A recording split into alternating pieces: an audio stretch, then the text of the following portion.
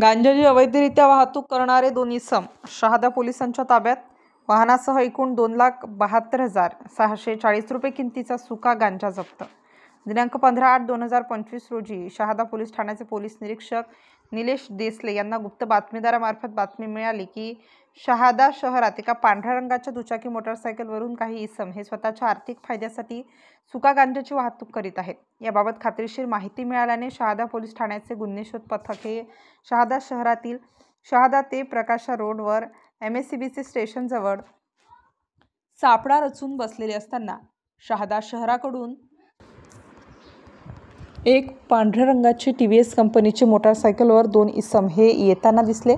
सदर वाहनावरील मागे बसलेल्या इसमाच्या मांडीवर पिवळ्या रंगाची प्लास्टिक गोणी व पाठीला एक बॅग होती. सदर मोटारसायकलला हात देऊन पथकाने थांबवले असता मोटारसायकलवरील इसमांना त्यांचे नावगाव विचारत त्यांनी त्यांची नावे अनुक्रमे खजान रतन पावरा वय 30 वर्ष, गोरख मगन पावरा वय 24 वर्ष असे सांगितले. त्यांना त्यांच्यासोबत असलेल्या पिवळ्या गोणी तसेच पाठीवरील बॅगेत काय आहे याबाबत विचारले असता त्यांनी उडवाउडवीची उत्तरे दिली.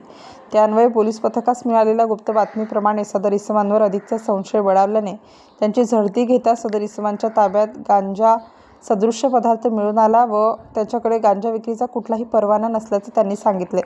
तरी सदर मोटारसायकलीवरील इसम नामे खजान रतन पावरा वय 30 वर्ष, गोरख मगन पावरा वय 24 वर्ष हे स्वतःच्या कब्जात विनापरवाना बेकायदेशीररित्या गांजा सदृश्य पदार्थ बाळगताना व वाहतूक करताना मिळून आल्याने त्यांच्याकडून 10 किलो 632 ग्रॅम वजनाचा सुका गांजा व मोटारसायकल असा एकूण 2,72,640 रुपये किमतीचा मुद्देमाल जप्त करण्यात आला.